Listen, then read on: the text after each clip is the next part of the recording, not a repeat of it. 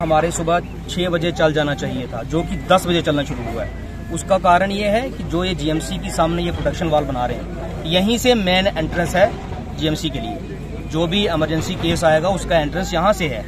पूरे जो इसका फ्रंट फेस है वो यहीं पर है, इसी दीवार पे डिपेंड था।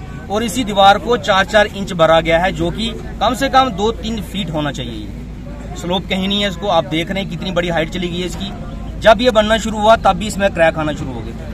तभी यहाँ का जो इंचार्ज है संदीप परिहार, इंजीनियर है यहाँ पे वो, और ओवरऑल इसकी मैनेजमेंट को देखता है यहाँ पे वो। मैंने उनसे कई बार रिक्वेस्ट की, मैं यहाँ पर आके उनकी ऑफिस में रिक्वेस्ट की कि संदीप जी ये जो काम आप कर रहे हो ये कल हम लोगों की जाने लेगा। उन्होंने कहा सरपंच साहब घबराने की कोई जरूरत नहीं है, हमने और इंजीनियर बुलाए, हमारे दिल्ली से भी इंजीनियर आ रहे हैं, हम इसको दोबारा डिसमेंटल करेंगे, बनाएंगे।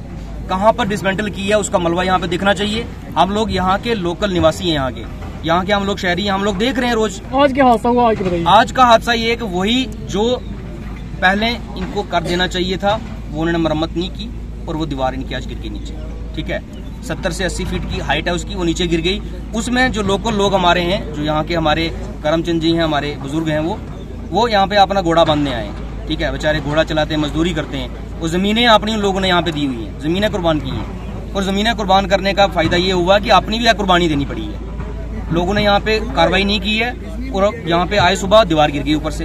यानी बचाव कार्य काफी लेट शुरू हुआ, बहुत लेट शुरू हुआ है। लोगों के अंदर बहुत आक्रोश है इस चीज का।